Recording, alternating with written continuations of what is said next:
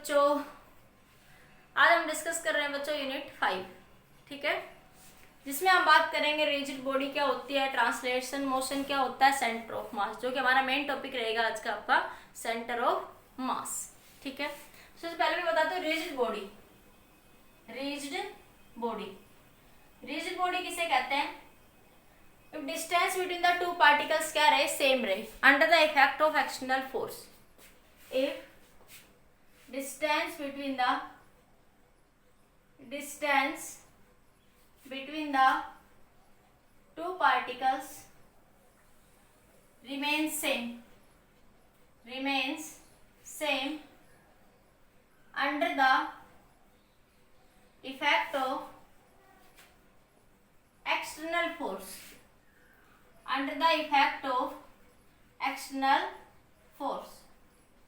Is called rigid body. कठोर, हिंदी में बोल देते हैं उसको कठोर। Rigid body is called rigid body. मतलब हम ये कह सकते हैं under the effect of external force, body के शेप और साइज में चेंज ना आए, वहां पे सिर्फ बॉडी मूव करती है, बॉडी की शेप वहां पे चेंज नहीं हो रही, उसे क्या बोल रहे हैं आप? रिजिड, कठोर, सॉलिड बॉडी। ठीक है, अब इसके अंदर बच्चों हम बात करते हैं सबसे पहले translatory motion. Translatory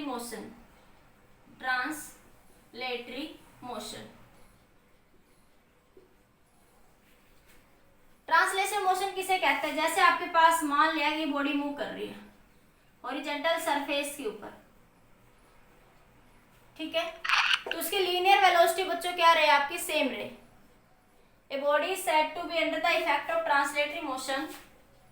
A body is said to be in translational motion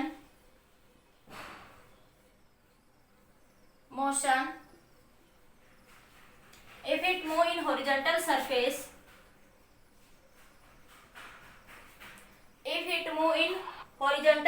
in such a way that if it move in horizontal surface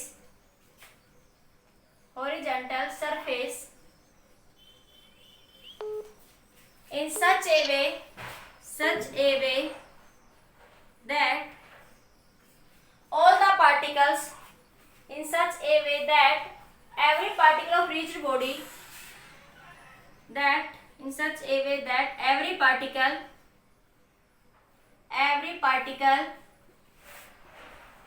of rigid body have same velocity.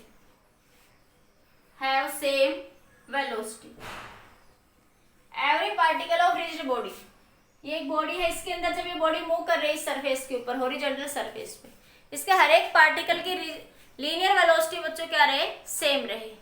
ऐसे मोशन को क्या कहते हैं बच्चों? Translatory motion. क्या कहते हैं उसको? Translatory motion. नोट करिए बच्चों एक बार इसको जल्दी से एक बार।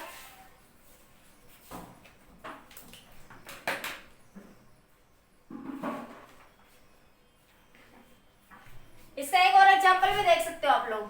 जैसे ये इंक्लाइंड प्लेन है, ये एक बॉडी है, इस पे मूव कर रही है सर्फ इंक्लाइंड प्लेन पे, तो इसका हर एक पार्टिकल की वेलोसिटी क्या मानते हैं? सेम ही मानते हैं ना हमेशा। तो ये कैसा मोशन हो रहा है बच्चों वहां पे? Translatory motion. कैसा मोशन हो रहा है आपके पास? Translatory motion.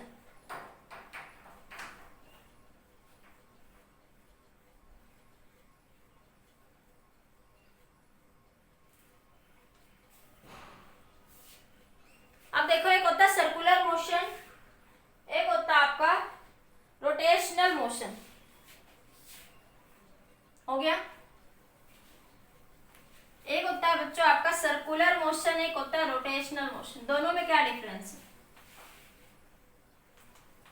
बॉडी जब एक फिक्स एक्सिस के अबाउट रोटेट करती है तो उसे बोलते हैं रोटेशनल मोशन। क्या कहोगे बच्चों? A rigid body has rotational motion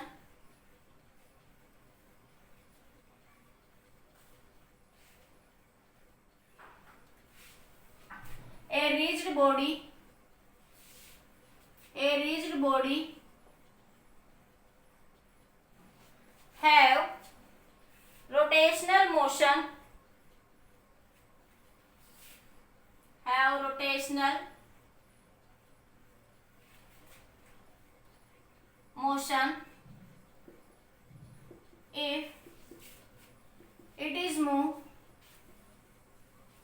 if it is moved about a fixed axis, about a fixed axis.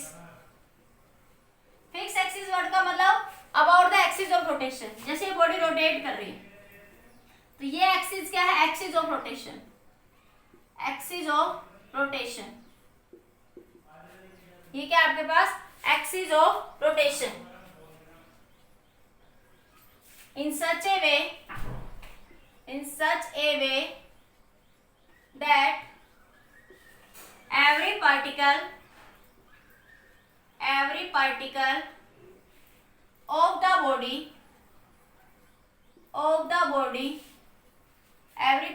of the body have circular motion. Every particle of the body have circular motion on the axis of rotation. Have circular motion on the axis of rotation. देखो कैसे, जैसे आपके पास ये एक body है, circular motion किसे कहते हैं, एक पॉइंट, एक टिप के अबाउट बॉडी मूव कर रही है तो that is your circular motion. इसे क्या कहोगे बच्चों, देखिए ये बॉडी है वैसे मूव कर रही है, पेन ऐसे मूव कर रहा है तो इसे क्या कहोगे बच्चों, सर्कुलर मोशन, सर्कुलर मोशन। ठीक है, रोटेशनल मोशन, ये एक पेन है, ये पेन आप या ऐसे मूव कर रहा है ऐसे, तो ये जो रोटेशन हो रही है एक एक्सिस के अबाउट, और बॉडी कैसा मोशन बना रही है, सर्कुलर मोशन। कैसा मोशन बना रही है बच्चों, circular motion. A rigid body, ये एक रिजिड बॉडी है, सॉलिड है, ये have a rotation motion it is move about a fix axis such that every particle have the circular motion. Rigid body के केस में बच्चों क्या होता है, अब बॉडी इस एक्सिस ऑफ के अबाउट, इस एक्सिस के अबाउट रोटेट कर रही है तो इसकी एंगुलर वेलोसिटी हमेशा क्या रहेगी बच्चों, सेम रहेगी। जब ये रिजिड बॉडी, देखो सिर्फ रिजिड में, तुम लिक्विड में या किसी और केस में बात करे जाए तो उसमें ऐसा पॉसिबल नहीं, सिर्फ रिजिड बॉडी के केस में क्या होगा, एंगुलर वेलोसिटी बच्चों क्या रहेगी आपकी, सेम रहेगी। थ्रू आउट इस कंप्लीट बॉडी की एंगुलर वेलोसिटी एवरी पॉइंट पे क्या रहेगी, सेम रहेगी। लेकिन देखो ये एक्सिस ऑफ रोटेशन है, ये इस एक्सिस ऑफ रोटेशन बॉडी के सॉलिड बॉडी है, इसके अंदर नंबर ऑफ पार्टिकल है। एक पार्टिकल मान ले इस बॉडी का इस एक्सिस से यहाँ है, एक पार्टिकल कहीं यहाँ है, एक पार्टिकल यहाँ है, तो डिस्टेंस से तो मैं थोड़े थोड़े दिखा रही हूँ आपको, एक पार्टिकल थोड़ा यहाँ है फिर यहाँ है, तो हर एक पार्टिकल की डिस्टेंस इस एक्सिस ऑफ रोटेशन से अलग है। हर एक पार्टिकल की डिस्टेंस इस एक्सिस ऑफ रोटेशन से बच्चों क्या अलग है, इसलिए लीनियर वेलोसिटी क्या हो जाएगी, चेंज हो जाएगी। लीनियर वेलोसिटी डिस्टेंस पे डिपेंड करती है, तो लीनियर वेलोसिटी इसकी क्या हो जाएगी, रोटेशनल मोशन में चेंज होगी। लेकिन angular velocity for rigid body it can never be change in rotational motion. Angular velocity बच्चों कभी भी चेंज नहीं होगी, ध्यान रखना। ओमेगा चेंज नहीं होगा, लीनियर वेलोसिटी चेंज हो जाएगी। क्यों, क्योंकि लीनियर वेलोसिटी डिपेंड करती है डिस्टेंस पे, और एक्सिस ऑफ रोटेशन से हर एक पार्टिकल की डिस्टेंस बच्चों क्या है, सेम है, अलग अलग है। तो डिस्टेंस अलग अलग है तो स्पीड क्या, वेलोसिटी क्या हो जाएगी बच्चों, अलग अलग हो जाएगी। समझ आए, इसलिए एंगुलर वेलोसिटी हर एक पार्टिकल की अलग रहेगी, लेकिन एंगुलर वेलोसिटी सेम रहेगी, लेकिन लीनियर वेलोसिटी बच्चों क्या हो जाएगी, चेंज हो जाएगी। ठीक है, समझ आए। एक होता है ट्रांसलेटरी प्लस रोटेटरी, जब बॉडी में ट्रांसलेटरी मोशन भी हो रहा हो रोटेशनल भी, उसमें कुछ नहीं। जैसे ये बॉडी है, ये रोल कर रही है, तो ये रोल कर रही है तो लीनियर वेलोसिटी भी जा रही है, ऐसे मूव कर, साइकिल का पहिया मूव करता हुआ जा रहा है।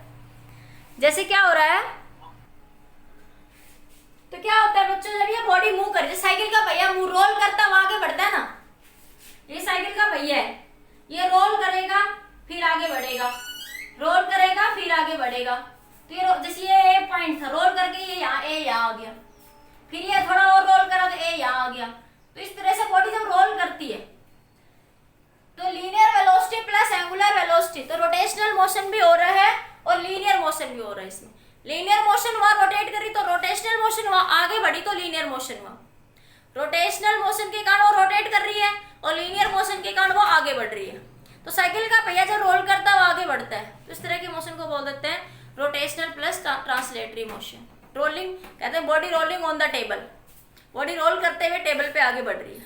तो ये लैंग्वेज कई बार यूज हो जाती है, तो इस लैंग्वेज को समझाया ताकि आप लैंग्वेज को समझ पाए, पढ़ते समय वो लैंग्वेज क्या कहना चाह रही है। ये थोड़ी बेसिक सी टर्म्स थी, बस ये ध्यान रखना है इसमें रोटेशनल मोशन क्या होता है, ट्रांसलेटरी मोशन जस्ट ध्यान रखना है, रटना कुछ भी नहीं है। ठीक है, अब हम बात करते हैं आपका मेन टॉपिक बच्चों, सेंटर ऑफ मास। नोट करिए बच्चों एक बार इसको जल्दी से, नोट कर लीजिए, हो गया नोट। अब देखिए बच्चों सेंटर ऑफ मास,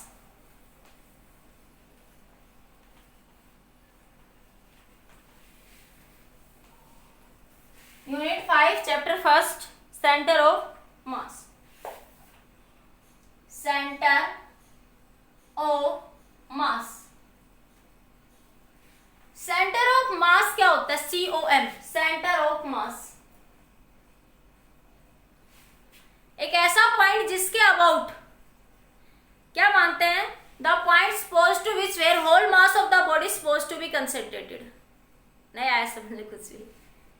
एक ऐसा पॉइंट जिसके अबाउट ये मानते हैं कि बॉडी के अंदर एक ऐसा पॉइंट है जहां पे whole mass of the body suppose to be concentrated.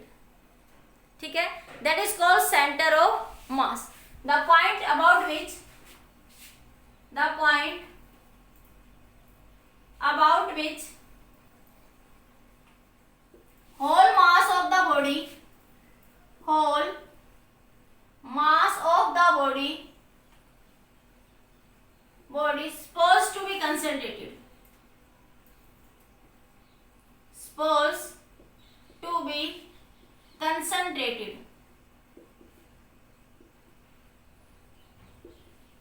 is called center of mass। COM लिख दूंगी मैं शॉर्ट में, मैं शॉर्ट में क्या लिख दूंगी, COM, सेंटर ऑफ मास।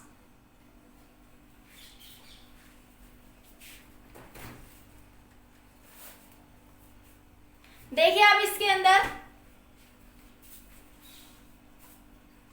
एक ऐसा पॉइंट जिसमें हम ये मानते हैं suppose whole mass of the body suppose to be concentrated, ये सेंटर ऑफ मास का फॉर्मूला होता है।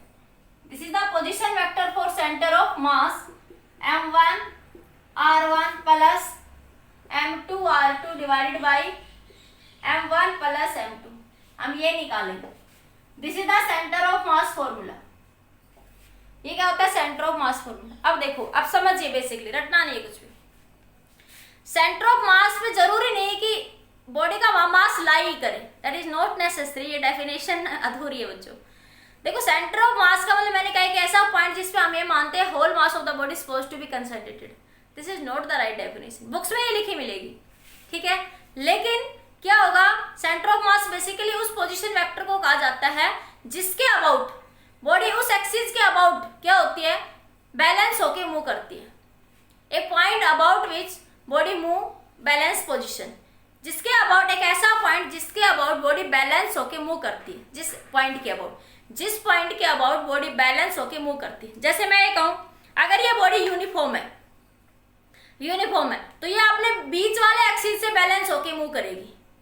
ये अपने बीच वाले एक्सिस पे क्या होगी, मूव करके, देखो मैंने लगभग इसको यूनिफॉर्म है तो लगभग बीच से पकड़ा है। ठीक है, लेकिन अगर मैं इसको यहां से पकड़ूंगी तो गिर जाएगी एकदम से।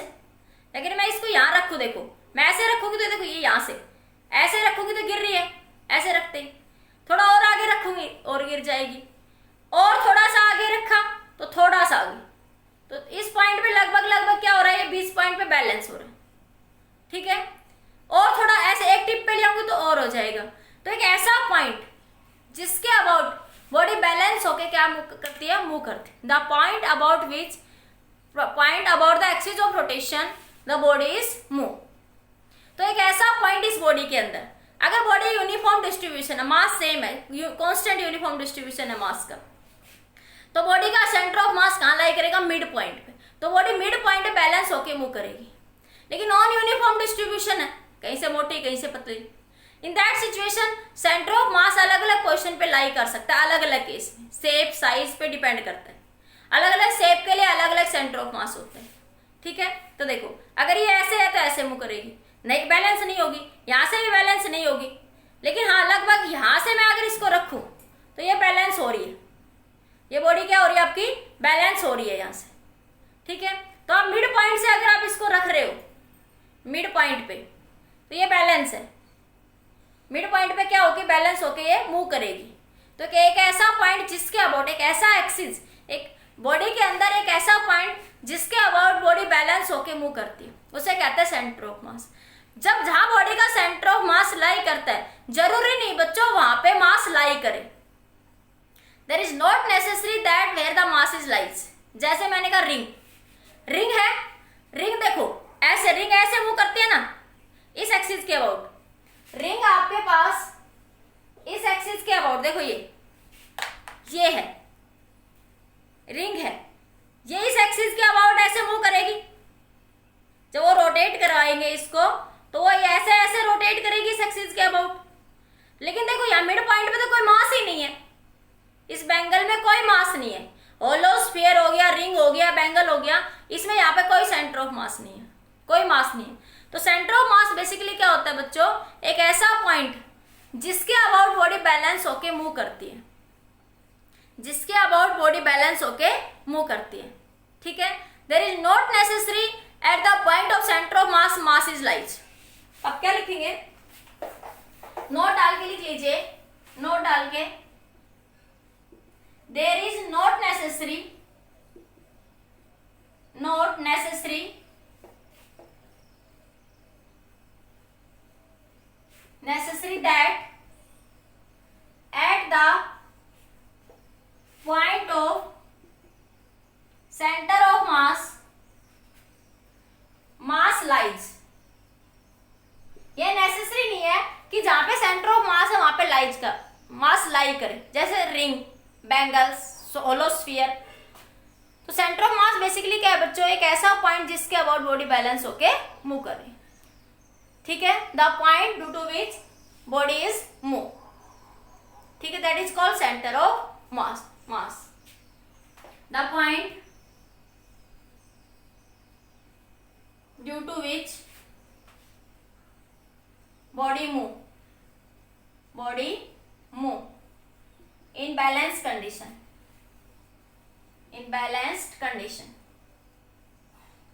बॉडी बैलेंस सिचुएशन के अंदर क्या करे? मूव करे, बैलेंस होके मूव करे, दैट इज कॉल्ड बच्चों सेंटर ऑफ मास। समझ आया सेंटर ऑफ मास का बेसिक कंसेप्ट? देखो बुक्स में लिखा रहता है centre of mass it is the point about which whole mass of the body is supposed to be concentrated, that is called centre of mass, ठीक है। Centre of mass basically एक ऐसा point है body के अंदर जिसके about body क्या करती है? बैलेंस होके उस एक्सिस के अबाउट बैलेंस हो जाती है या मूव करती है उस एक्सिस के अबाउट बैलेंस होके, that is called centre of mass, ठीक है। सेंटर ऑफ मास के केस में जरूरी नहीं जहां पे सेंटर ऑफ मास लाई कर रहा है वहां पे बॉडी का मास कुछ लाई करे, जैसे रिंग, बैंगल्स, ये सेंटर के अबाउट मूव करती है लेकिन वहां पे कोई मास लाई नहीं करता, ठीक है। एक बार नोट करिए बच्चों इसको जल्दी से, जल्दी नोट कर लीजिए। हो गया नोट? नेक्स्ट देखिए बच्चों, इसमें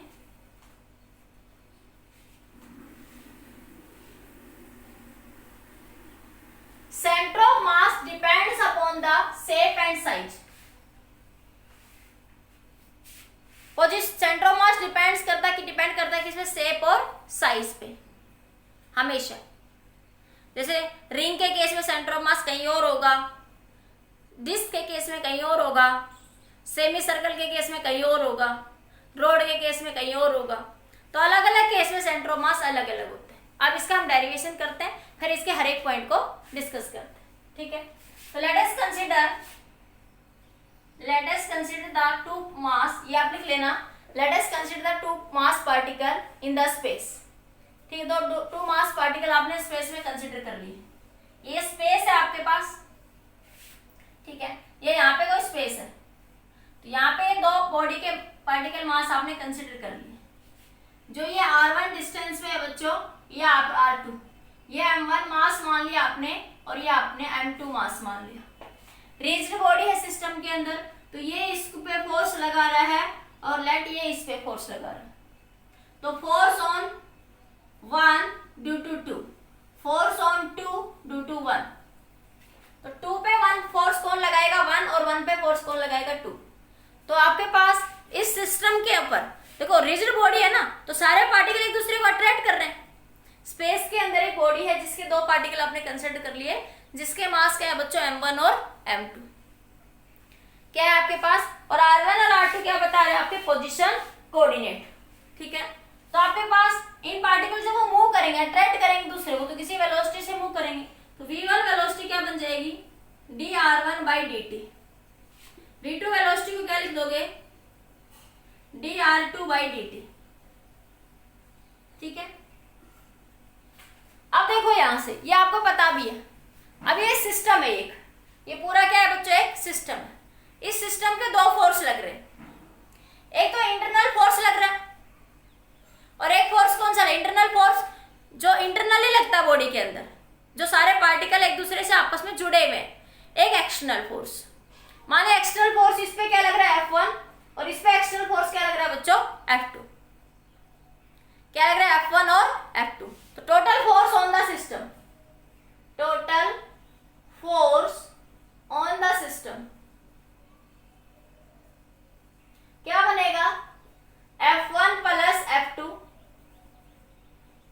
F1 plus F2 plus F12 plus F21। Total force on the system ये लग रहा है।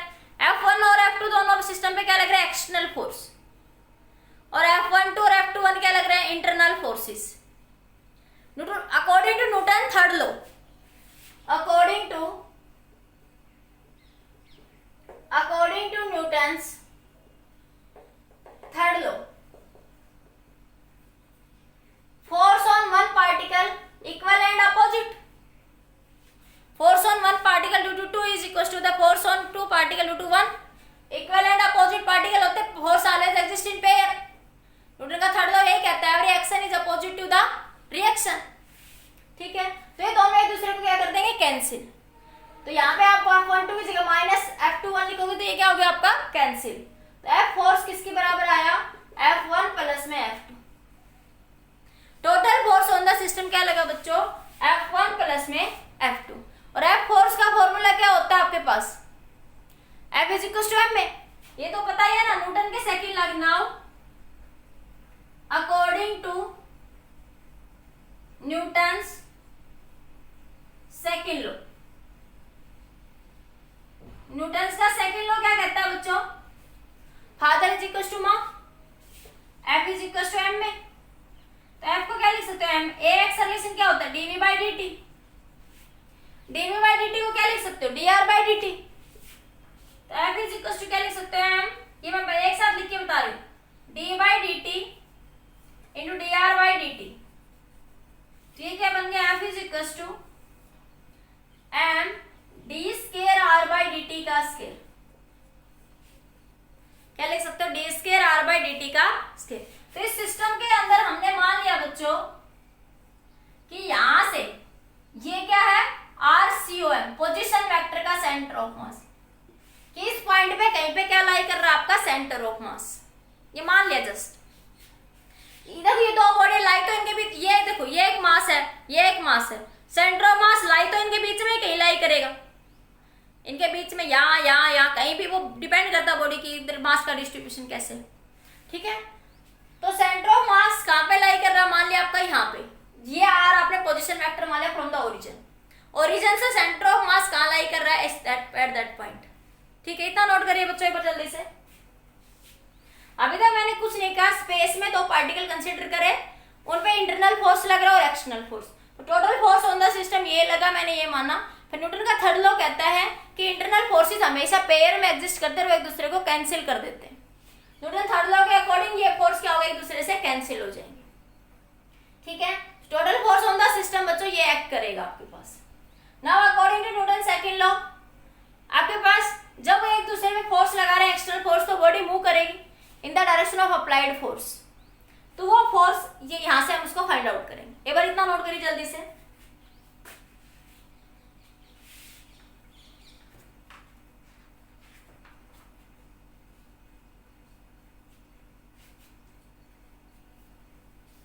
हो गया, हम इसको क्या लिखेंगे बच्चों अब यहां से, F force, total force on the system क्या आया आपके पास, F is equal to F1 plus F2।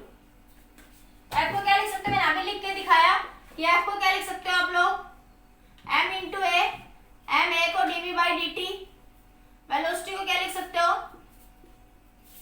dr by dt, m into D square r by dt का स्केयर, ऐसे लिख सकते हो। F1 के लिए पोजीशन वेक्टर क्या माना था, M1 पार्टिकल के लिए पोजीशन वेक्टर ये था R1, दूसरे के लिए पोजीशन वेक्टर R2, ये position vector RCOM, centre of mass. ठीक है, ये R था आपके पास, तो आपके पास क्या लिख लोगे, M1 dv1 by dt, M2 dv2 by dt। तो F is equal to M1, इसको क्या लिख लोगे, dr1, तो D square R1 by dt का square plus M2 D square R2 by dt का square, D square R by dt का square. अब यहां से देखो, ये डी स्केयर बाई dt का स्केयर इसमें भी है ये ऑपरेटर, और डी स्केयर बाई dt का स्केयर ऑपरेटर इसमें भी है, ये दोनों साइड से कॉमन ले लो। तो F is equal to D square by dt का स्केयर कॉमन ले लिया, क्या बचा, M1 R1 plus M2 R2, ये बन जाएगा आपके पास, क्या बचेगा, M1 R1 प्लस, देखो ये डी स्केयर बाई dt का स्केयर बच्चों यहां से क्या ले लिया मैंने, कॉमन ले लिया, ये दोनों के अंदर था ये ऑपरेटर आपके पास, ये आपका ऑपरेटर क्या कर रहा था, दोनों में ही लाई कर रहा था। अब मैंने क्या करा यहां से, इसको M1 प्लस M2 से मल्टीप्लाई कर दिया, M1 प्लस M2 से डिवाइड कर दिया, M1 प्लस M2 से मैंने मल्टीप्लाई करा इसको, और M1 R1 plus M2 R2, M1 plus M2 से ही डिवाइड कर दिया। टोटल मास क्या था, M1 प्लस में M2, total mass of the system क्या होगा, M1 प्लस में M2 के बराबर होगा आपके पास। समझ आई बात। तो ये जो फैक्टर बना, ये वाला फैक्टर, ये ऐसा क्यों करा गया, क्योंकि ये दोनों बराबर होने। देखो यहाँ पे तो क्या है, सिर्फ अब आप देखो तो डी स्केयर बाई dt का स्केयर है, ये एक पोजीशन वेक्टर बन गया आपके पास M1 R1, लेकिन मास का है टोटल, और F is equal to M में होना चाहिए।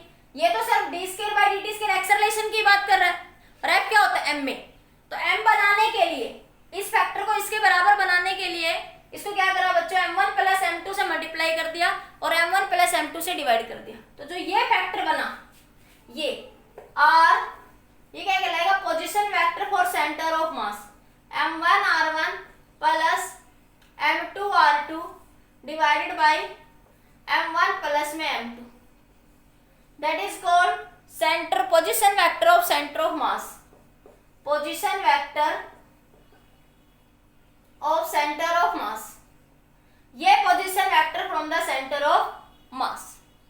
तो ये हमने पढ़ा आपके पास, यही क्या आपका सेंटर ऑफ मास है, from the origin, from the origin. अब इसके केस डिस्कस कर लेंगे कि सेंटर ऑफ मास ओरिजिन पे ही लाई करेगा तो क्या होगा, अगर दोनों बॉडीज का मास सेम है तो क्या होगा, वो केस में आ जाएगा। तो that is your centre of mass. ठीक है, मैंने सिंपली कुछ नहीं करा, न्यूटन के सेकंड लॉ और थर्ड लॉ का कंसेप्ट लगाया स्पेस के अंदर, और मैंने यहाँ से ये निकाल दिया। मैंने बस सिंपली सॉल्यूशन करने के लिए क्या करा, M1 प्लस M2 से F is equal to M में होता है, तो M में के लिए M1 प्लस M2 से मल्टीप्लाई कर दिया, M1 प्लस M2 से डिवाइड कर दिया। मेरी इक्वेशन पे कोई फर्क नहीं पड़ा। ठीक है, जैसा कि आप मैथ में करते हैं कई बार थ्योरम्स वगैरह सोल्व करने के लिए। तो ये क्या आ गया बेटा, position vector for the centre of mass. Note करिए बच्चों इसको।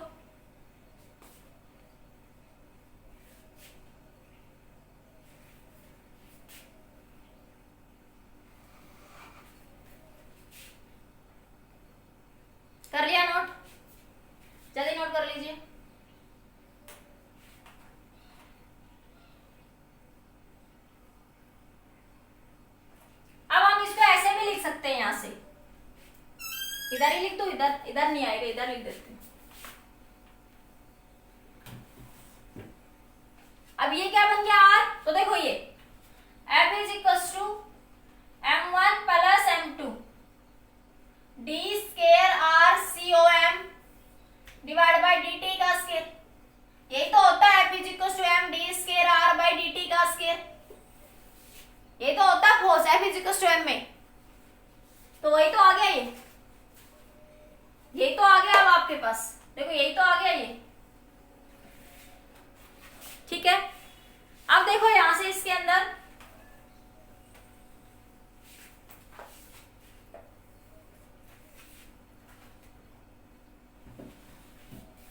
R क्या कहलाएगा आपका, सेंटर ऑफ मास, ठीक है। अब केस देखिए, केस फर्स्ट, इफ m1 बराबर m2, m1 mass of the particle बराबर है किसके, m2 के, तो RCOM, COM मतलब सेंटर ऑफ मास के लिए, सिर्फ नोटेशन के लिए क्या हो जाएगा, mr1 plus mr2 divided by m plus में m कॉमन ले लो बच्चों यहां से, तो RCOM m common r1 plus r2 divided by 2m, m से m कैंसिल हो गया, तो RCOM कितना हो गया, r1 plus r2 divided by 2। ये बात क्या बता रहा है, अगर मास क्या है आपके पास, इक्वल है, टू बॉडीज का मास क्या है, इक्वल है, और बॉडी के अंदर मास का डिस्ट्रीब्यूशन कैसा है, यूनिफॉर्म है, then centre of mass lies at the mid point, then centre of mass lies at the mid point. तो कैसे लिखोगे बच्चों इसको, if mass of the two bodies are equal, if mass of the two bodies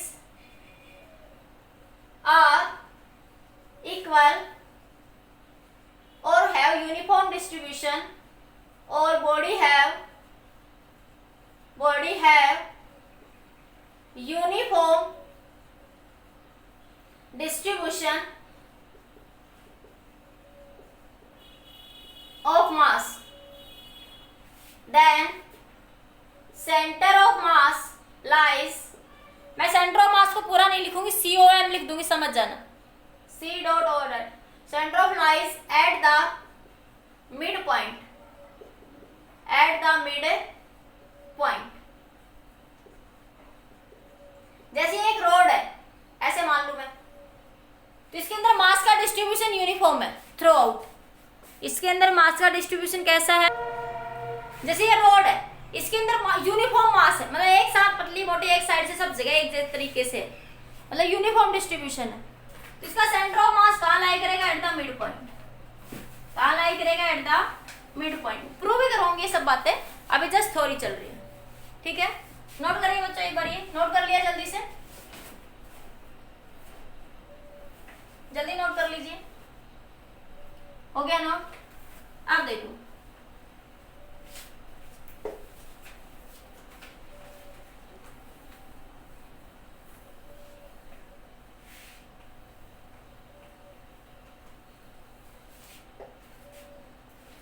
अगर मैं ये कहूं centre of mass lies at the origin, case number 2, if centre of mass lies at the origin, centre of mass lies at the origin. अब क्या माना हुआ था कि ये आपके पास दो पार्टिकल थे सिस्टम, तो सेंटर ऑफ मास आपका यहां लाई कर रहा था RCOM। अब मान ले सेंटर ऑफ मास यहां ओरिजिन पे लाई कर रहा है, तो RCOM क्या हो जाएगा, 0।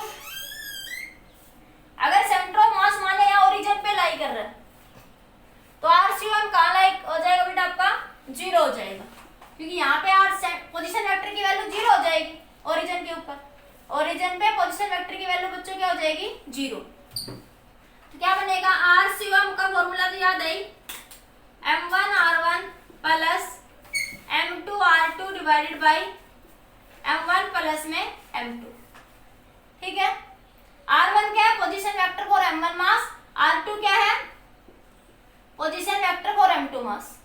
अगर ये 0 है, अगर ये 0 है तो क्या है बच्चों, M1R1 प्लस M2R2 बराबर 0। तो क्या आ गया, M1R1 बराबर माइनस M2R2, ये आया। इसको मैं थोड़ा इस तरह लिख लूं, M1/M2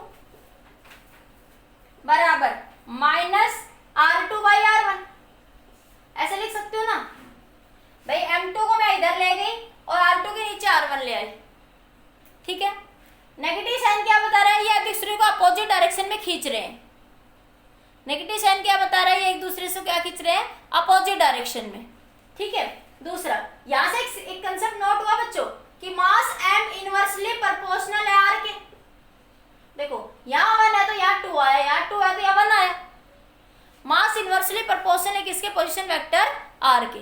अगर यहाँ पे इफ M1 ज्यादा है किससे, M2 से, इफ M1 ज्यादा है किससे, M2 से, तो R2 ज्यादा होगा किससे बच्चों, R1 से। अब देखो इस बात का मतलब समझिए, ये दो पार्टिकल सिस्टम है, ये M1 मास है बच्चों, ये M2 मास है आपका, ठीक है।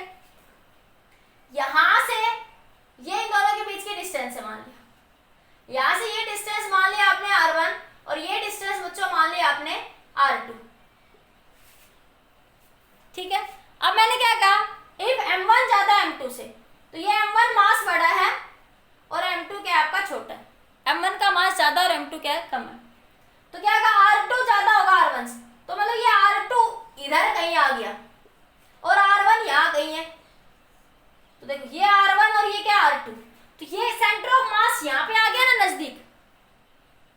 सेंटर ऑफ मास अब किसके नजदीक है, ये M1 और ये M2, तो हैवी कौन सी है, M1। तो क्या कंक्लूजन निकला, centre of mass lies closer to heavier mass body.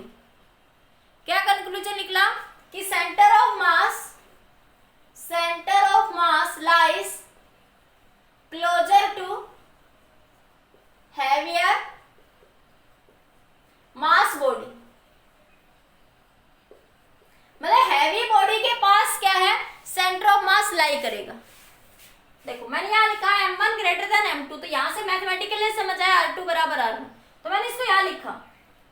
R2 ज्यादा R1, तो R2 जाता है तो ये R2 की वैल्यू बड़ी होगी, तो ये इधर बड़ी होगी, इधर क्या होगी R1 छोटा। तो ये point mid centre of mass का कहाँ लाई कर रहा है, closer to heavy mass body. कहाँ पे लाई करेगा बच्चों, closer to heavier mass body. Clear हुआ इतना, नोट करिए जल्दी से।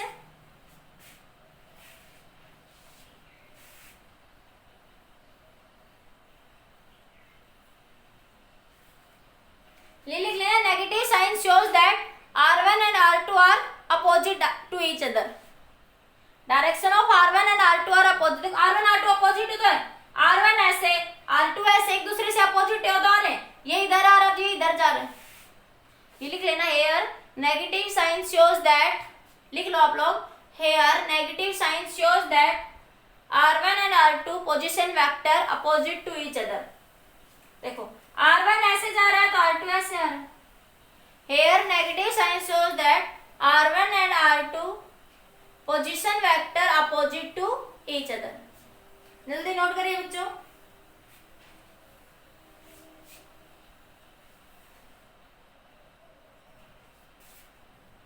हो गया। अब देखो coordinate of centre of mass, coordinate of centre of mass coordinate form में कैसे लिखेंगे, मैं एक बार बता देती हूँ जस्ट थोड़ा सा, ठीक है। कोऑर्डिनेट ऑफ सेंटर ऑफ मास, पहले पूरी थ्योरी समझेंगे फिर इसके न्यूमेरिकल्स डिस्कस करेंगे। देखो सेंटर ऑफ मास को ऐसे लिख सकते हो ना बच्चों, कोऑर्डिनेट फॉर्म में, वेक्टर फॉर्म में, x i cap plus y j cap. इसी तरह R1 को क्या लिख सकते हो, x1 i cap x2 j cap, sorry y1 j cap. इसी तरह R2 को क्या लिख सकते हो, x2 i cap plus y2 j cap. यहां लगाओ फॉर्मूले के अंदर, कोऑर्डिनेट फॉर्म में लिख दिया। तो क्या था, M1 R1 को क्या लिख सकते हो, x1, इसको क्या लिखोगे, capital X i cap plus y j cap. x1 M1 को x1 i cap plus y1 j cap. Plus m2 x2 i cap plus y2 j cap. ये सब करना नहीं है, बस इसके फॉर्मूले याद रखना, ये समझाने के लिए बता रही हूँ चीजें। अब इसका लास्ट जो अभी ड्राइव करूंगी वो ध्यान रखना। तो देखो बच्चों, यहाँ से x1 के कंपोनेंट को x1 से कंपेयर कर लो, i कंपोनेंट को i से कंपेयर कर लो, y को y से कंपेयर कर लो। तो देखो x कंपोनेंट को कंपेयर करती हूँ, तो x1 i कैप आया, तो क्या लिखूंगी m1 x1, और ये m2 ये भी i कैप कंपोनेंट है, plus m2 x2 divided by m1 plus m2। तो मैं डायरेक्ट भी लिख सकती थी कि सेंटर ऑफ मास जर्नल क्या आया है m1 r1 plus m2 r2 divided by m1 plus m2। तो x1 x कोऑर्डिनेट के लिए लिखोगे तो x1 आ जाएगा, y कोऑर्डिनेट के लिए लिखोगे तो y आ जाएगा। इसी तरह अगर अब इसमें y कंपोनेंट को कंपेयर करोगे तो y के लिए क्या बन जाएगा m1 y1 plus m2 y2 m1 plus m2। अगर इसमें z भी होता तो z के लिए भी सेम लिख लेते, अगर z भी होता z के लिए भी लिखते, ठीक है भाई। यहाँ पे x1 i cap y1 j cap z1 k cap हो जाता, x2 y cap y2 j cap z2 k cap हो जाता। तो उसके लिए क्या जाता, z के लिए m1 z1 m2 z2 divided by m1 plus m2। इस तरीके से भी लिख सकते। नोट करिए, ये सारे फॉर्मूले न्यूमेरिकल्स में यूज होने हैं। इसके न्यूमेरिकल ही इंपॉर्टेंट है, इस टॉपिक के न्यूमेरिकल ही ज्यादा आते हैं। नोट करिए जल्दी बच्चों इसको।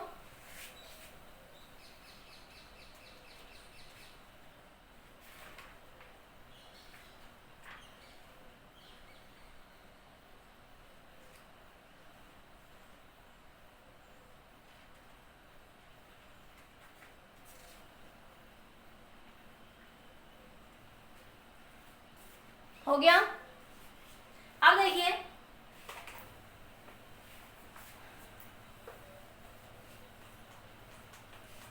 नेक्स्ट, देखिए आपके पास centre of mass for the nth particle.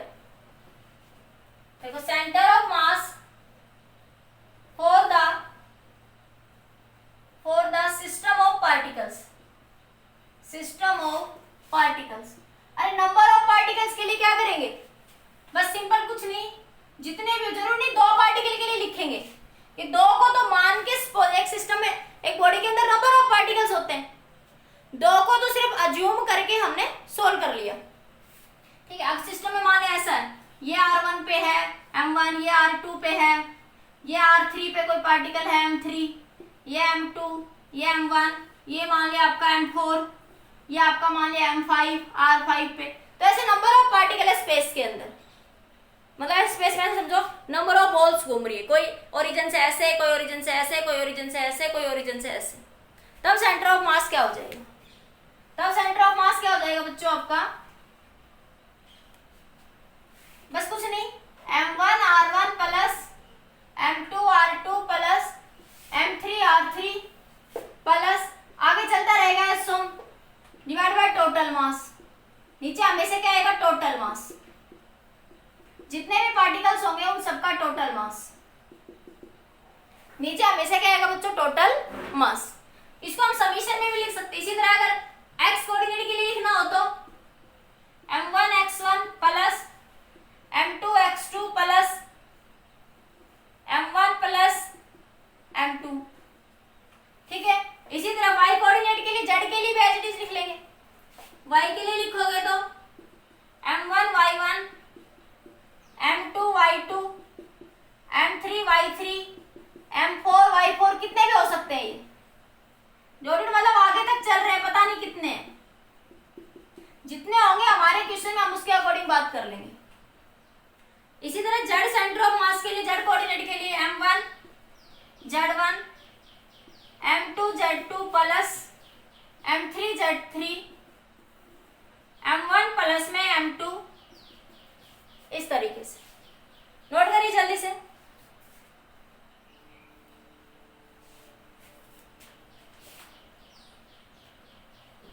जल्दी नोट कर लीजिए बच्चों, कर लिया नोट, हो गया। आगे देखो, अब इसको हम समीशन में भी लिख सकते हैं। जैसे सेंटर ऑफ मास क्या है बच्चों,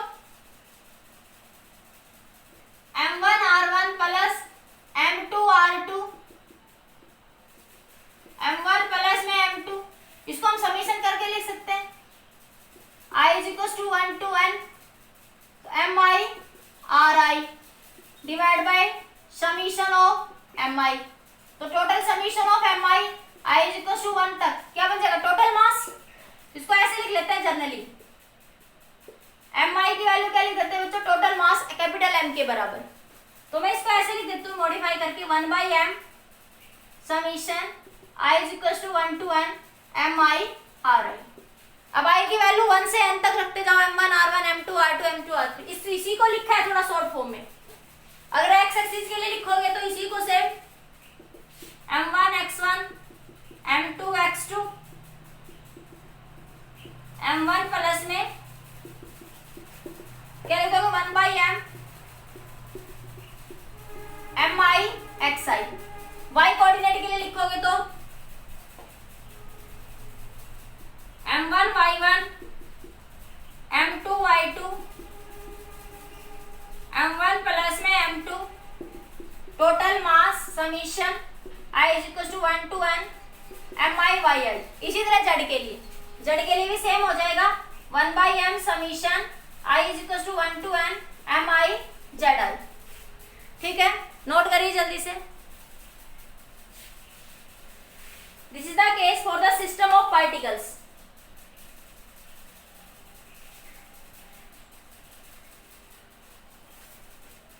जल्दी लिखिए।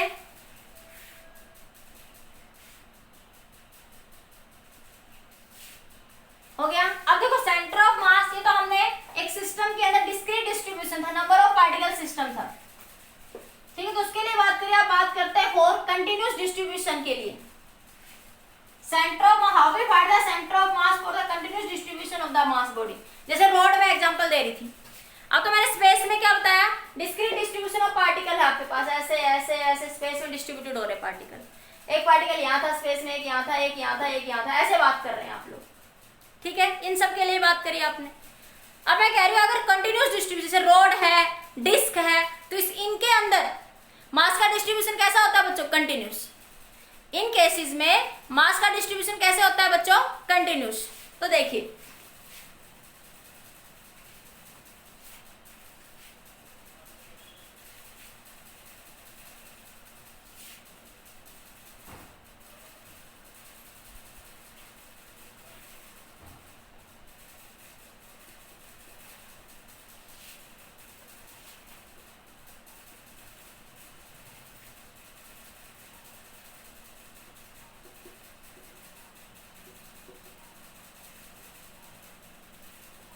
Centre of mass for continuous distribution of mass, जैसे रोड, डिस्क, ये जो भी आपके सारे हो गए, ठीक है।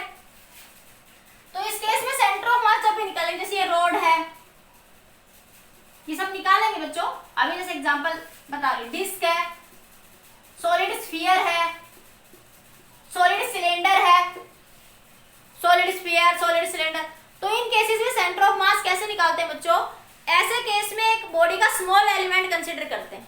ऐसे केस में हम ये भी कह सकते हैं कि देखो ये एक बॉडी थी, इसको इनफाइनाइट नंबर ऑफ पार्टिकल होगी, very very very very very very close, ऐसे इनफाइनाइट नंबर ऑफ पार्टिकल से मिलके बनी हुई है, तो एक दूसरे के बहुत ज्यादा सटे हुए हैं, ये क्या है, एक दूसरे के साथ सटे हुए हैं। तो ऐसी सिचुएशन जब भी आएगी तो सेंटर ऑफ मास कैसे निकालेंगे बच्चों, centre of mass 1/m dm into dr।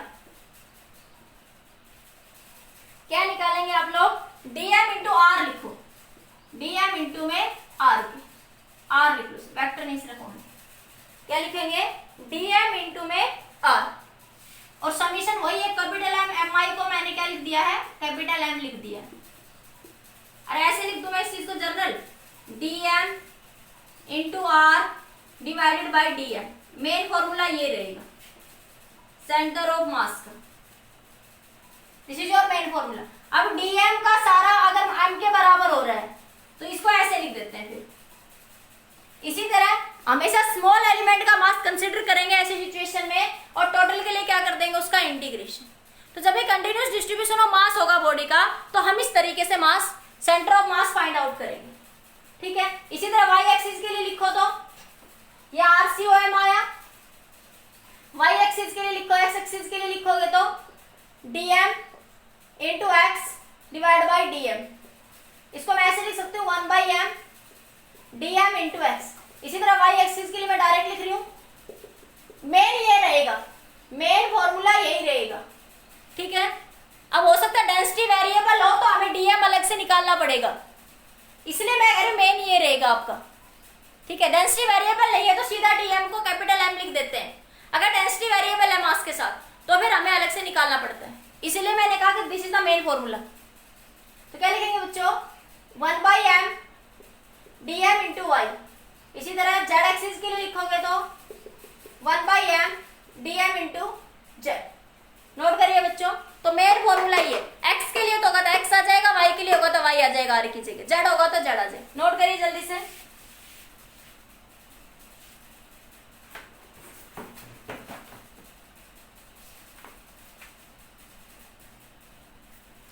हो गया।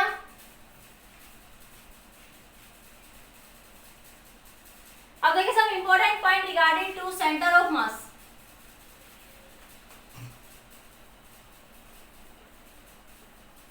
देखो सेंटर ऑफ मास के केस में देखो बेटा क्या है, RCOM इंपॉर्टेंट पॉइंट।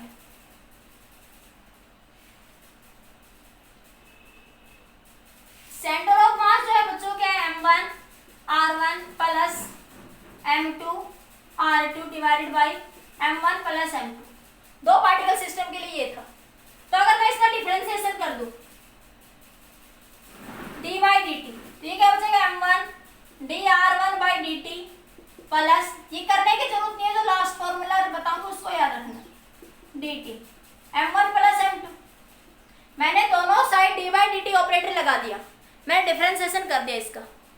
ठीक है, तो इसको क्या लिख सकते हो बच्चों, क्या बनी है, velocity centre of mass, dr position vector का डिफरेंशिएशन एक बार करते हैं तो क्या मिलता है, वेलोसिटी, दो बार करते हैं तो एक्सेलरेशन। तो क्या लिख सकते हैं, m1 v1 plus m2 v2 divided by m1 plus m2।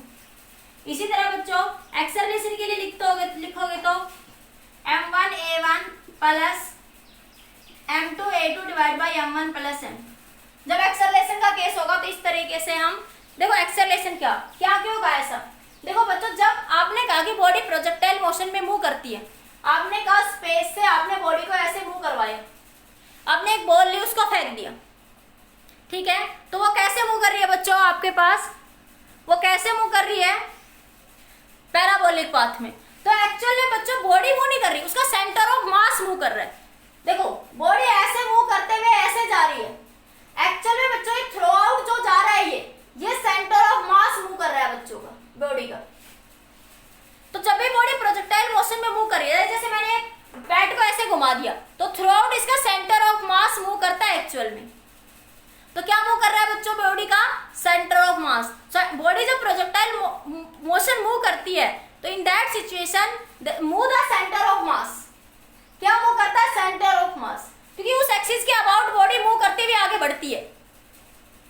तो जब भी बॉडी प्रोजेक्टाइल मोशन में मूव करते हैं, या किसी मार्कर को आपने ऐसे फेंक दिया कि ऐसे, तो वो ऐसे ऐसे जाता हुआ ऐसे ऐसे ऐसे ऐसे ऐसे ऐसे ऐसे आएगा, वो ऐसे आएगा, तो उसका क्या मूव कर रहा है, सेंटर ऑफ मास। देखो बाकी तो पार्टिकल बॉल के सारे इधर ऐसे ऐसे जा रहे हैं, बाकी पार्टिकल तो थोड़े ऐसे ऐसे जा रहे हैं, ये इस पाथ में सिर्फ क्या आ रहा है, उसका सेंटर ऑफ मास। इस पाथ में सिर्फ उसका क्या आ रहा है बच्चों, centre of mass. Are you getting my point, note करिए जल्दी से।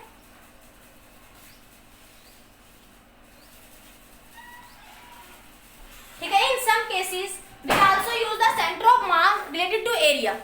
एरिया के मास के अगर हमें मास के कंसेप्ट की बजाय एरिया का कंसेप्ट लगाकर भी हम लोग सेंटर ऑफ मास को फाइंड आउट कर सकते हैं, तो वहां पे भी हम कुछ फॉर्मूले यूज करेंगे। In some cases we also use the formula for area.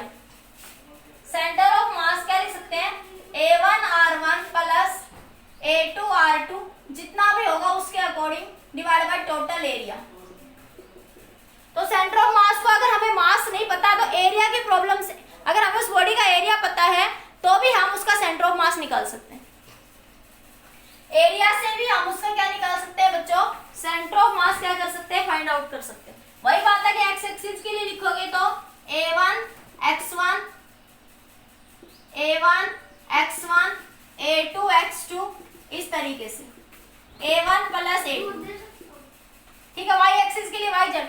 अगर अब कुछ केस ऐसा आएगा, अब कुछ केसेस न्यूमेरिकल कैसे डिस्कस करेंगे कि ये एक बॉडी है, ठीक है, ये यूनिफॉर्म सॉलिड स्फीयर था, इसी सॉलिड स्फीयर था, इसके अंदर यूनिफॉर्मली मास डिस्ट्रीब्यूटेड था, ठीक है, ये इस एक्सिस के अबाउट मूव कर रहा था, तो इसका सेंटर ऑफ मास यहाँ मिड पे कहीं लाई कर रहा था, यहाँ पे कहीं इसका सेंटर ऑफ मास बच्चों यहाँ लाई कर रहा था। अब आपने क्या करा, इसका छोटा सा पार्ट कट कर दिया, यहाँ से रिमूव कर दिया, जितना मैंने हटा दिया ये इतना पार्ट उसने ये रिमूव कट करके बाहर निकाल दिया, तो बॉडी के अंदर नॉन यूनिफॉर्म डिस्ट्रीब्यूशन हो गया। जैसे क्रिकेट की बॉल है, पूरी में स्मूथ है, अब उसने आपने एक छोटा सा पार्ट उसका कट करा और वहां से रिमूव कर दिया, या वहां से हटा के कहीं पीछे नीचे चिपका दिया, कहीं और जगह चिपका दिया, दोनों सिचुएशन बनेगी, हटा के दूसरी जगह लगा दिया या फिर रिमूव कर दिया वहां से। तो उस सिचुएशन में सेंटर ऑफ मास में क्या करेंगे बच्चों, सेंटर ऑफ मास का फॉर्मूला लगाएंगे A1 R1 minus A2 R2 divided by A1 minus A2। अगर मास की बात कर रहे हो तो मास की केस में भी क्या लिखोगे, M1 R1 minus M2 R2 divided by M1 minus M2। अगर कुछ पार्ट रिमूव कर दिया, if some part remove from the body, remove from the body, body से कुछ पार्ट क्या कर दिया बच्चों, रिमूव कर दिया, तो उस सिचुएशन में हम ये फॉर्मूला क्या करेंगे, यूज करें। एक बार नोट करें, एक न्यूमेरिकल करवाती हूँ जल्दी से नोट करिए बच्चों।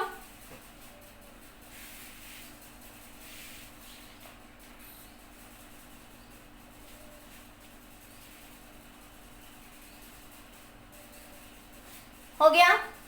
अब देखो, अब आते हैं न्यूमेरिकल, न्यूमेरिकल्स करोगे तब क्लियर होगा आपको टॉपिक अच्छे से। आज तो एक तो न्यूमेरिकल करवाती हूँ, कल इसके सारे न्यूमेरिकल ही डिस्कस करने हैं। देखो बच्चों, जैसे मैंने कहा एक स्क्वायर है बच्चों, ये एक स्क्वायर लैमिना दे रखा, find its centre of mass of its coordinate. इस सेंटर ऑफ मास निकालना है इसके लिए, इस स्क्वायर के लिए। तो देखो इसके कोऑर्डिनेट क्या होंगे बच्चों, 0 0, यहाँ पे तो ये एक्स एक्सिस है और ये क्या है, वाई एक्सिस है, ठीक है। तो देखो ये कोऑर्डिनेट देख लो, कुछ बच्चों को कोऑर्डिनेट समझ नहीं आते कैसे लेते हैं। देखो एक्स एक्सिस में कितना चले अब यहाँ पे, तो यहाँ पे एक्स तो कितना होगा 1 मीटर, मान लीजिए 1 है, ए डिस्टेंस होगी, तो मान लीजिए ए डिस्टेंस है तो ए लिख लोगे, और ए की वैल्यू 1 है तो 1 लिख लोगे, ठीक है।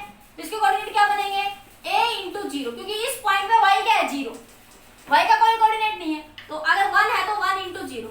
मैं पहले a से लिख के दिखाता हूँ, मान लीजिए ये b है डिस्टेंस, ये डिस्टेंस क्या आपकी b है। तो देखो यहाँ पे जब गए तो इधर से तो y एक्सिस में कितना चले b और x एक्सिस में कितना चले a, तो ये कोऑर्डिनेट क्या बन गया a इंटू b, ये कोऑर्डिनेट समझ लो। इसी तरह देखो यहाँ गए तो y एक्सिस में कितना गए, y एक्सिस में कितना गए b, और x एक्सिस में कितना है 0, x एक्सिस तो यहीं पे ही है, कोऑर्डिनेट समझ आए। अगर अब मान लिया आपके पास ये 1 डिस्टेंस होती, वो कुछ भी दे आपको, ये डिस्टेंस 1 होती, ये भी 1 है, स्क्वायर है आपके पास, ठीक है। तो ये 0 0, तो इस पॉइंट पे जो है तो x एक्सिस में कितना चले 1, y एक्सिस में क्या चले 0, यहाँ गए यहाँ पहुंचे आप, तो x एक्सिस में 1 चले और y एक्सिस में भी 1 चले, 1 इंटू 1, ठीक है। इसी तरह यहाँ देखो, अरे बेटा कुछ बच्चों को नहीं आता, यहाँ देखो यहाँ पे क्या आ जाएगा 0 इंटू 1, एक्स तो 1 है, सॉरी 0 इंटू बी लिखोगे, क्योंकि देखो ये कोऑर्डिनेट क्या कहलाएगा बच्चों, x1 y1, ये कोऑर्डिनेट क्या कहलाएगा x2 y2, ये कोऑर्डिनेट x3 y3, ये कोऑर्डिनेट x4 y4, ठीक है। इस तरीके से आपने इसकी कोऑर्डिनेट क्या कर लिया, फाइंड आउट कर लिया। अब निकाल दो centre of mass. Centre of mass का फॉर्मूला, एक्स एक्सिस के अबाउट बात करोगे तो m1, इसका मास दे रखा है आपने बॉडी का, क्वेश्चन के अंदर मास मान ले आपके पास 1 किलोग्राम है, मास थ्रूआउट कितना आपका 1 किलोग्राम है, ठीक है। मैंने 1 किलोग्राम ही ले लिया, कुछ क्वेश्चन उठाऊंगे पर पूरा क्वेश्चन नहीं उठा देती हूँ, ऊपर लिखो, क्वेश्चन ही लिखो, ये कोऑर्डिनेट निकालने बताए, क्वेश्चन लिखो एक बार, पूरा क्वेश्चन ही लिख देती हूँ, फिर लैंग्वेज भी समझ आ जाएगी। ये कोऑर्डिनेट निकालने समझ आ गए, क्वेश्चन देखो पूरा, क्वेश्चन है 4 particle of mass, 4 particle of mass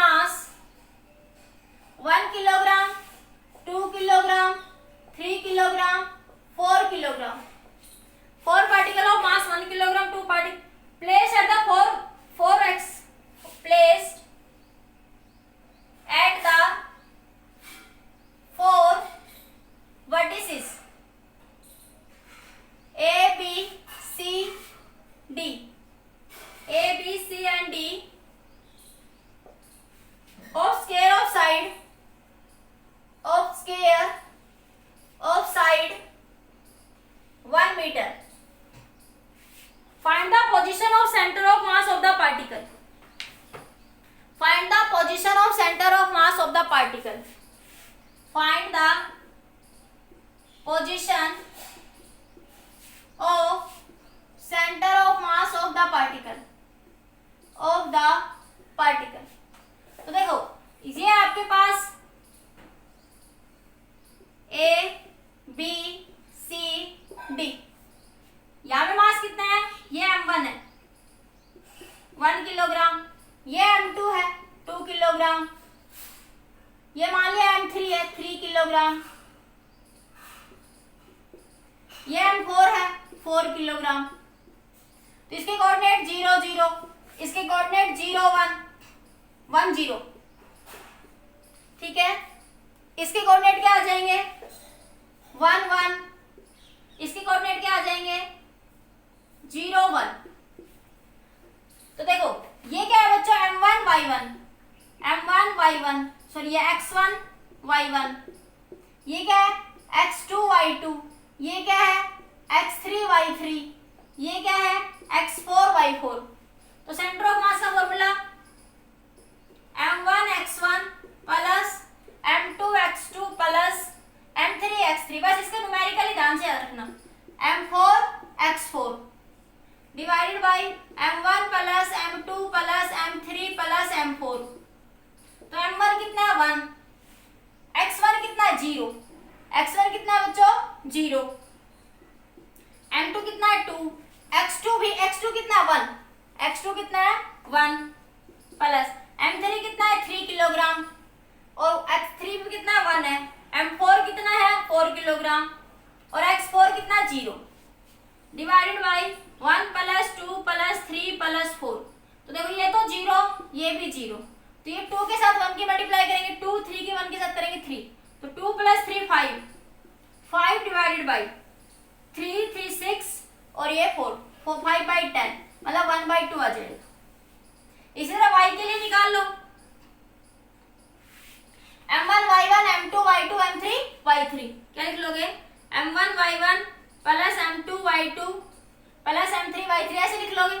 तो देखो m1 y1, m1 कितना 1, y1 क्या 0 प्लस m2 कितना 2, y2 कितना 0, m3 कितना 3, y3 कितना 1 प्लस m4 कितना है 4 और ये कितना है 1 y4, 1 प्लस 2 प्लस 3 प्लस 4।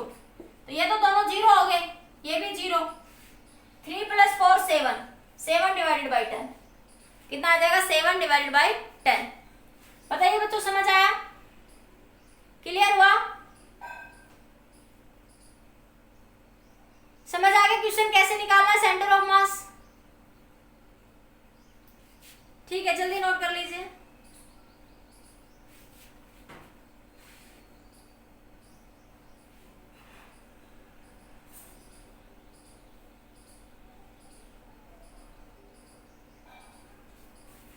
ठीक है, एक यूनिफॉर्म डिस्ट्रीब्यूशन का और देख लो, पोजीशन वेक्टर है ना तो मीटर में ही आएगी, ठीक है।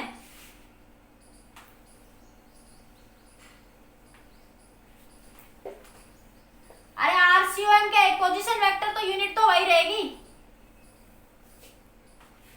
ठीक है। अब सुनो एक और देख लो, यूनिफॉर्म रॉड के लिए और देख लो, ये तो नंबर ऑफ पार्टिकल डिस्ट्रीब्यूटेड होते हैं उसके लिए, ठीक है।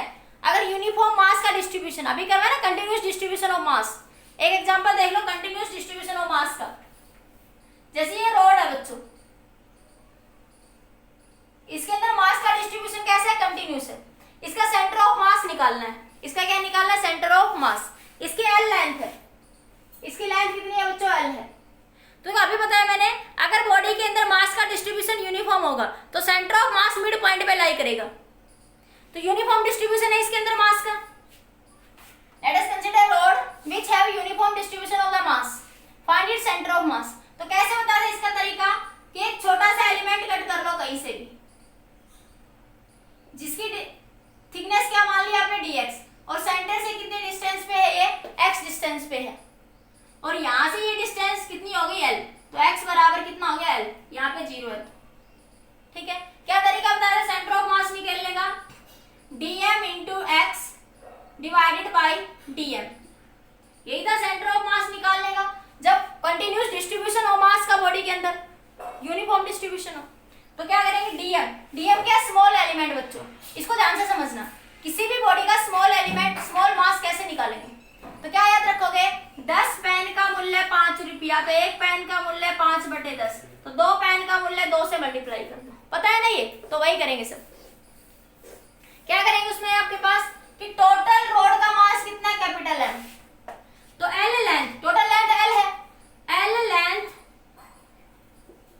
Have the mass, have the mass, L length का मास कितना बच्चों, कैपिटल एम, तो unit length have the mass m by l, तुम्हें कितने का चाहिए, dx एलिमेंट का मास, dm, इसका मास dm होगा ना, तो dx have the mass m by l into dx, तो dm एलिमेंट कितना आ गया बच्चों, m by l into dx। हो गया प्रॉब्लम सॉल्व।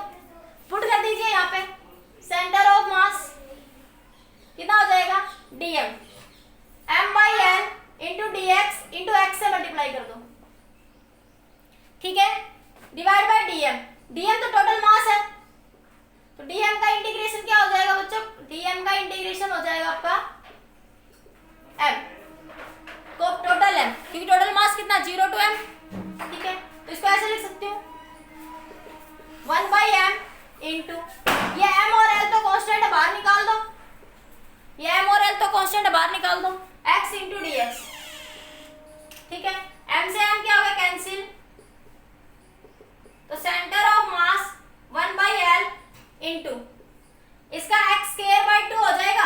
लिमिट कहां से कहां तक लगाओगे, 0 से l तक, 0 से l तक, 0 से l, क्या बना, x centre of mass 1/l, l square by 2, l से l कैंसिल, तो l बाय 2, एक्स एक्सिस में सेंटर ऑफ मास कितना है रोड का, l/2। अब देखो y और z में तो कुछ है ही नहीं, सिर्फ यूनिफॉर्म मानना है एक एक्स एक्सिस में, पतली सी वायर है तो इसकी एक एक्सिस मानेंगे एक्स एक्सिस, तो y एक्सिस में सेंटर ऑफ मास क्या हो जाएगा बच्चों, इसका 0, और z एक्सिस में भी क्या हो जाएगा 0। 3 डायमेंशन होगी तो उसमें x और y में भी निकलेगा, ये 1 डायमेंशन माने एक तरीके से road.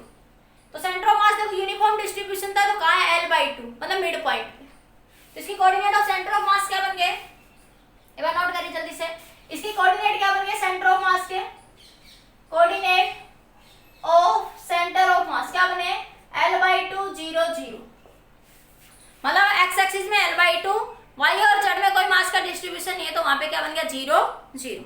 Are you getting my point students?